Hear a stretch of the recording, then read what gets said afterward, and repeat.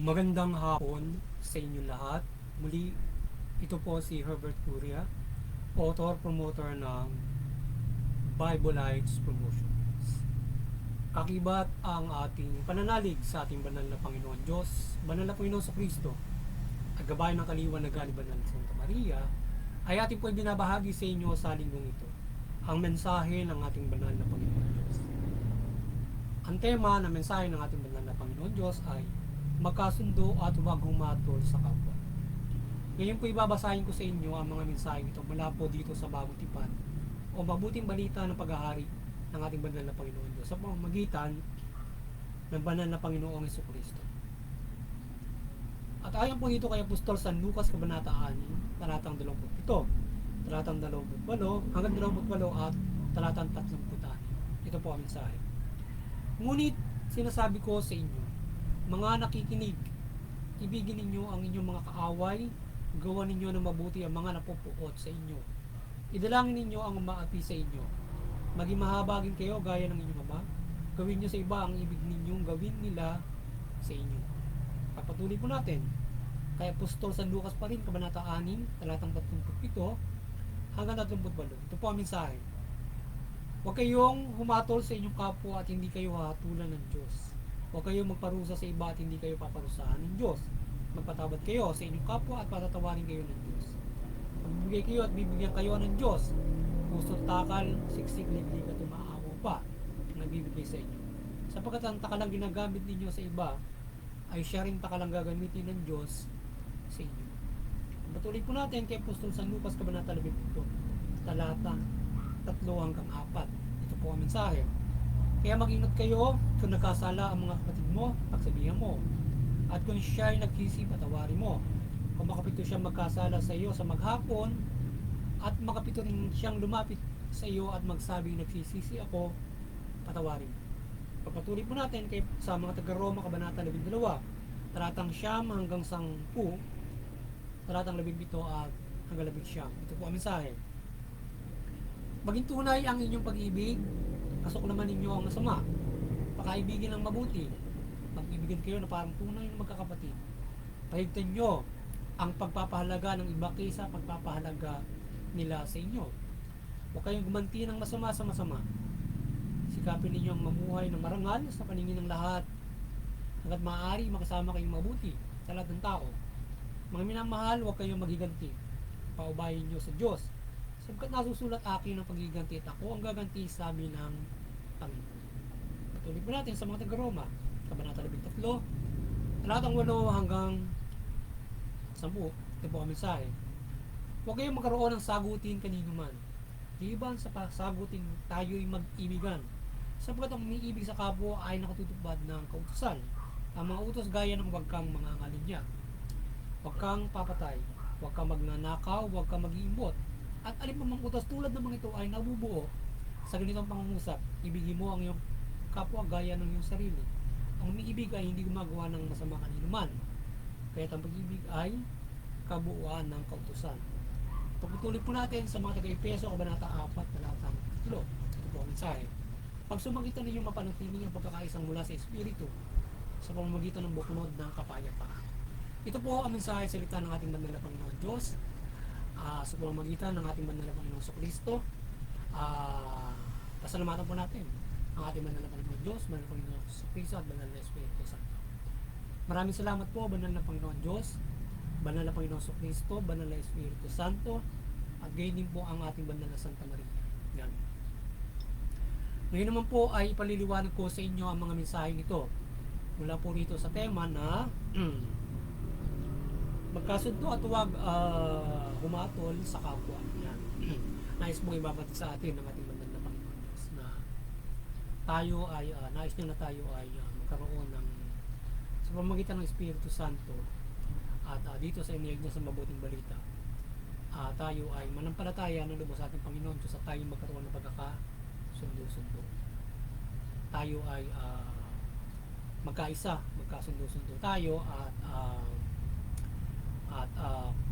magkaroon tayo ng tayo ay magmalasakitan sa isa't isa. Magkaroon tayo, mag-ibigan tayo na parang tunay na magkakapatid. So ganoon ang nais ng banal na Panginoon Diyos sa ating lahat mula dito sa ating simbahang Kristiyano. So nais niya sa buong mundo sa sangkatauhan. Ang lahat ng mga tao ay mamuhay na parang magkakapatid sa pananampalataya sa Panginoon Diyos. Magkaisa tayo sa kapayapaan mula sa buklod ng sa gabay ng Espiritu Santo. Yan ang nais niya at pagsasabuhay ng mabuting balita. So nais niya na kung may taong napupo sa iyo o may taong umaaway sa iyo o gumagawa ng masama sa iyo, nais kang gawa ng di mabuti, binubuktal ka o anumang uri ng kasamaan. So ang nais ng banal na Panginoon Diyos ay huwag natin siyang labanan, huwag natin siyang paghigantihan. Bagkos ay pagsabihan natin siya kung siya ay gumagawa ng masama. Kung magawa ng masama, pagsabihan natin siya, at kung siya humingi ng kapatawaran, patawarin natin siya. Or kahit hindi mo siya humingi ng kapatawaran, ay magpasensya tayo at patawarin natin siya. Gabayan natin siya, tulungan natin siya na makapagbago, gabayan natin siya na gawan natin siya ng mabuti na makapagbago at anumang magandang bagay hanggang siya ay makapagbago sa kanyang ginagawa na hindi mabuti. Ano man yung situation na kanyang ginagawa. So yun, dapat ganyan ang gusto ng ating banal na Panginoon. Huwag tayong salip ay suklian natin ang pag-ibig, pagmamalasakit, wala nga dyan sa pagpapabago doon sa mga tao gumagawa ng masama sa iyo o gumagawa ng masama kang ginawa. Kaya kung mayroong mga masamang tao, kung paano natin haharapin, wag natin silang parusahan. Bilang tayong mga pangkaraniwan ng mga tao, ay wag tayong yung mga sasama, wag natin lalabanan yun. Gumagawa ng masama sa iyo, gumagawa ng masama sa kapwa-tao mo. Bagkos ay yung pagsasabihan natin kung siya ay pagsabihin natin kung sino man sa kapwa-tao mula sa ating kapwa Kristiyano, lalo na kapamilya mo, pagsabihan natin siya, patawarin natin, pagsabihan natin at gawin natin magbago. So ngayon ay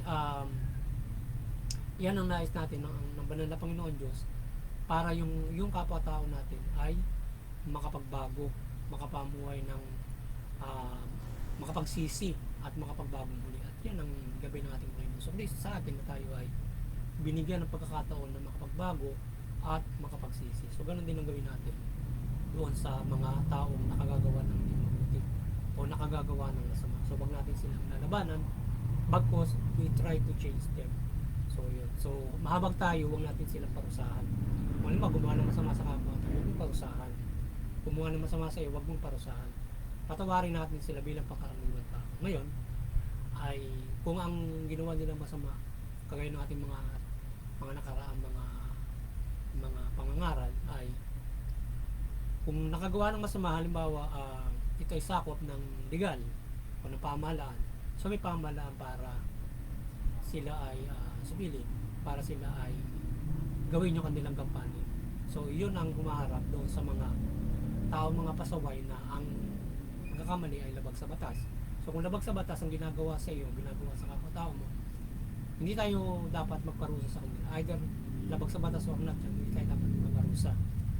So yung authority ng government, sila yung sakop nila, yun ang kanilang sila ang gagawa noon para yung mga tao nagkamali, sila binigyan ng authority para magparusa. Kukulong, babaguhin sa kulungan. Sabi nga, correctional. Ganun ang pagtutuwid. Ganun tayo tinutuwid ng Diyos kapag tayo ganun yung pagkakamali from the authority of the government na ginawa niya para magpa-era ng pagpapasunod ng mabuti or enforce doon. So ganyan tayo tutuwid. Or sa ibang bagay tayo ay may tutuwid ng Panginoon Diyos. Yan. Kaya kung tayo nagkakamali ay ganyan yung ganyan huwag tayo magpaparusa. Bagkos ay pabayaan natin yung government ang siya ang magparusa at sumuway sa kanya enforce. Hindi tayo saway ng enforce sa kanila sa pamamagitan ng anumang uri ng mga mapersang bagay para sila ay tumigil, paparusahan, magipag-away ka, gagantihan mo, hindi. Pagpasa Diyos natin paghihiganti sa pamamahala niya o pagtutuwid niya at doon sa government, sila yung bahala doon para yung mga taong mga gumagawa ng mali ay yun ang nakasasakop doon. Bagamat syempre sa proseso ng gobyerno kailangan reklamo ka. So ngayon sabi nga ng Panginoon Diyos, kung mapagpapasensya mo, pasensya mo, patawarin mo. pagsabihan mo kung siya ay nakalalabag sa batas sa iyo, sa kapwa, or hindi man labag sa batas, kung gumagawa siya ng masama, pagsabihan mo. Nasa pamilya mo, sino man tao. Ngayon, kung may mga tao na talaga namang pasaway, yung gobyerno ang bahala sa kanya. So siya ay idalangin mo sa Diyos na magbago, gabayan, at kung siya man ay labis ng bagawa ng masama sa proteksyon ng gobyerno, ngayon may pamahalaan, pwede mo rin silang ilapit sa pamahalaan para pagbaguhin ng pamahalaan. Yung sa akin, reklamo doon, yun ang maaari mo pwedeng gawin, at hindi mo labanan yung mga taong nagkakamali. Kasi kapag nilabanan mo yun, parehas lang kayo makukulong. Baka para ka na rin nagpaparusa kasi naghihiganti ka. So wag mong lalabanan niya kasi mapapasama ka rin, magkakasala ka rin sa mas, baka maaaring mapatay mo yon kung masingit kang malakas sa kanya o madisgrasya mo. So makukulong ka rin kung mapatay mo, homicide yun kapag nakapag-away ka. Ayun, hindi, pilitin natin na maiwasan sila kagaya ng gulo ng Panginoon Kristo. Iwasan natin sila. Kung hindi mo na sila ayaw makipagkasundo sila, binugulo ka, sabi nga, gawin mo ng mabuti. So ibig sabihin, pagsabihan mo or makipagkasundo ka, gawin mo na sila ay gumawa ng mabuti. Sila yung huwag gumawa ng masama. So makipagkasundo, kung hindi mo na kaya silang makausap ng ganyan, iwasan mo, pwedeng ilapit mo sa gobyerno, dumalangin ka sa Diyos, huwag baguhin sila, protektahan ka. So ganun ang pagharap natin sa masasama na gumagawa ng masama. Ang mahalaga, palagi natin sila binubuklod sa pagkakaisa, sa kapayapaan, pagsunod sa batas, pagsunod sa Panginoon Diyos. So ganun palagi ang ating pakikiharap doon sa mga tao na kagagawa ng hindi mabuti. Either labag sa batas yan or hindi labag sa batas. Na magabayan natin sila in following God and following the law. So ganun na kasimple yun. At maging mabuti silang kung sumunod sila sa mga magulang nila na maging mabuti. Ganun kasimple, nakaharapin natin yan at nais naman na Panginoon Diyos na tayo ay magkakaisa at magkakasundo para tayo makamuhay ng mabuti. So diyan pa lamang ay nakaliligtas na tayo sa kasamaan kung tayo ay mangkinig na magkakaroon tayo ng magkakasundo. Kagaya ng sinasabi ng matatanda, iwasan mo yung basag ulo, iwasan mo yung away, diba? So ganun ka simple lang yung gabay na nanggaling sa mabuting balita na iwasan mo yung paggawa ng di mabuti mula dyan sa pamagawa ng masama, lalabanan mo, paparusahan mo, yan, sa iyo o sa kapwa-tao. Bagkos ay mahabag ka, patawarin mo, huwag mo silang parusahan. So kahabagan mo sila, instead tulungan mo sila magbago, tulungan mo sila kung paano sila makapagbabago para sila ay masalba yung kanilang kaluluwa at sila maging mabuti sa lipunan. Ganun dapat natin sila na. Ngayon, yung as I am stated, kung talagang pasaway, may commitment naman. Either trabaho nila yun na sila yung magtuwid, sila yung sumaway dun sa mga pasaway na mga ganun na talagang hindi mo na kayang pangaralan ng mabuting balita o hindi nila sa kayang pangaralan ng gobyerno, hindi na sila kaya pangaralan sino mang institusyon, mga tao, dahil nga at lumalabag pa sa batas sa government na maala sa kanila, of course tutubid sila at itigilin sila. Ngayon kung kaibag na ng gobyerno sila, so yung gobyerno ay paitingin para sila masaway. Ngayon kung talagang patuloy ang Diyos, idalangin natin sa Diyos na pagbago sila para gumawa ang Diyos ng pamamaraan para mapagbago sila. So yun, at sana ay nagabayan na naman kayo ng mabuting balita, napagbuklod na naman kayo ng Panginoon Kristo mula dito sa mabuting balita, at kayo ay nagabayan sa pagpapalaga sa inyong buhay at kaligtasan spiritual mula sa pang-araw-araw niyo pong buhay hanggang sa takdang panahon na itinakda ng Panginoon Diyos na paghukom na gagawin ng Panginoon Kristo. Kaya tayo ay pagtanging mabuklod, maisalba niya sa kasamaan, mapangalagaan ng buhay natin mula dito sa mabuting balita at din ang kanyang kapangyarihan sa pagpapala sa atin ng Panginoon Diyos. At lagi natin tandaan, nasa sa kamay ng Panginoon sa Kristo ang ating buhay, ang ating kaligtasan. Kaya tayo manampalataya sa Kanya at pakinggan ang mabuting balitang ito at sa buhay ito.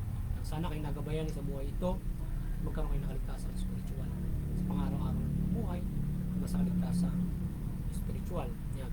Sana ay patuloy tayo maliwanagan, ibanda ng Santa Maria, Panginoon Diyos, Panginoon Kristo, Banal na Espiritu Santo, Malaki Banal na Santa Maria, patuloy siyang isugo, pagliwanagan tayo, gabayan tayo ng kanyang milagro, pag-iimala, o iba't ibang pag-iimala ng Panginoon Diyos, Panginoon Kristo, sa ating pagbabahagi ng mabuting balita.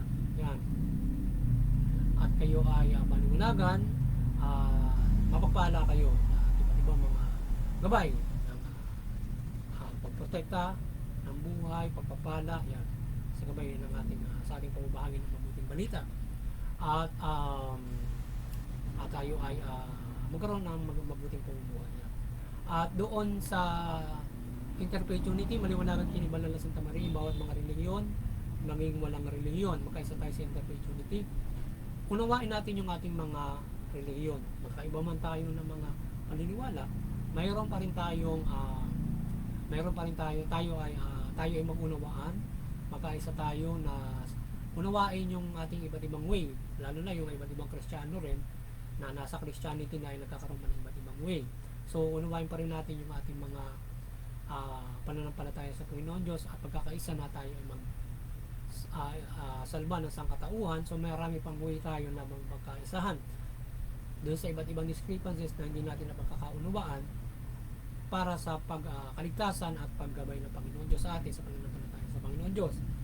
At lalong-lalo na yung paggabay natin sa mga kapamahalaan na kung paano mamahala ng mabuti matuwid at ng pagpapayan ng kapayapaan, yan, ng common good. So yan, yan ang nagiging barrier natin para in common umiral yung kapayapaan at tayo ay nag-uunawa pa rin. At even though maging bagay yan para rin tayo ay magkaisa in guiding the government in peace. At lalong-lalo yung ating mga pinaniniwalaan na higit na banal ito para sa kapayapaan. Yan.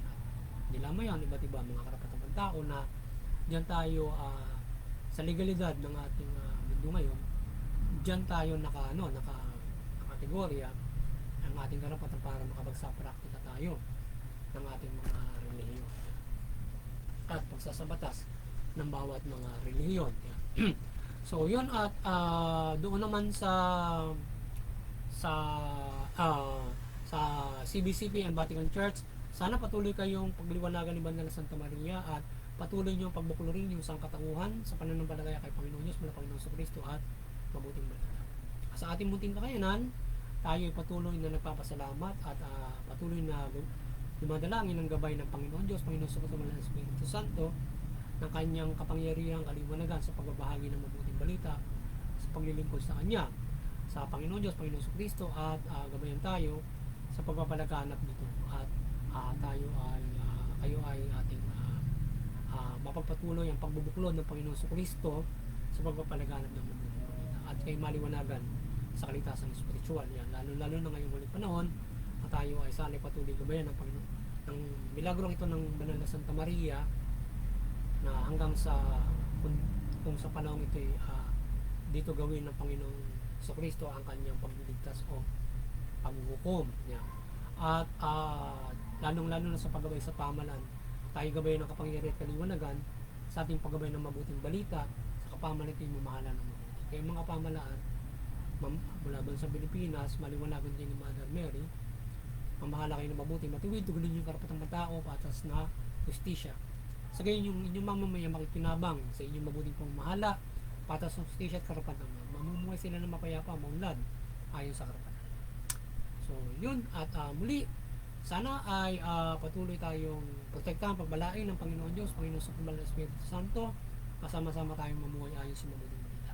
At ating inikayat na tayo ay ang lahat na tayo patuloy na magpasalamat sa ating banal na Panginoon Diyos, mula Panginoon sa Kristo, sa pagpapala na pinagkakaloob niya sa ating pang-araw-araw na buhay. At papurihan natin ang ating banal na Diyos mula Panginoong Kristo.